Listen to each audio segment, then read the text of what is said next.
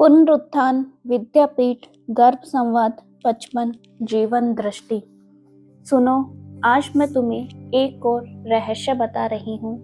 तुमने मुझसे दो शब्द सुने हैं, वे हैं जीवन दृष्टि और विश्व दृष्टि, परंतु ये दोनों मिलकर एक ही शब्द का प्रयोग होता है, वह है जीवन दृष्टि।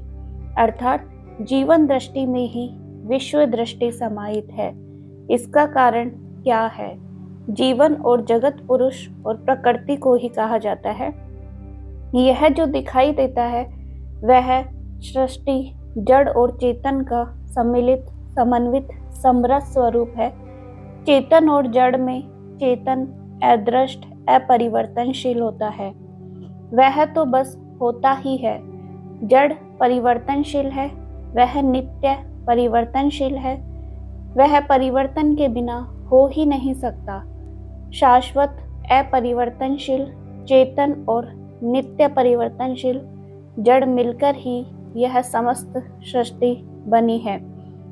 जो दिखाई देता है वह जड़ है, उसमें जो अनुसूयुत रहता है वह चेतन है। इस सृष्टि में कोई भी पदार्थ केवल जड़ और केवल चेतन नहीं होता है।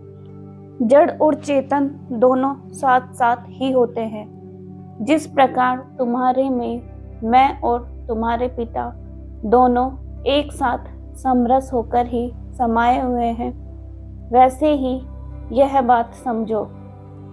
तुम यह नहीं कह सकते कि तुम्हारे हाथ में मैं हूँ और पैर में तुम्हारे पिता, हृदय में मैं हूँ और बुद्धि में तुम्हारे पिता।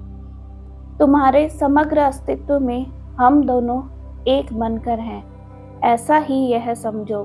केवल जड़ तो मूल प्रकृति है, केवल चेतन मूल पुरुष है, परंतु दो में से कोई भी अकेला सृष्टि नहीं बन सकता।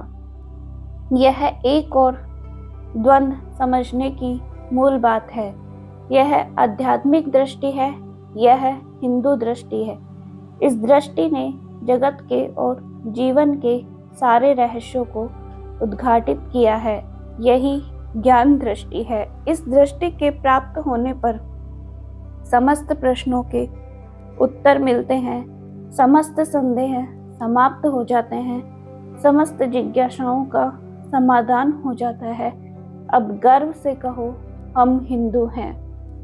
राम राम, राधे राधे, हरे कृष्णा।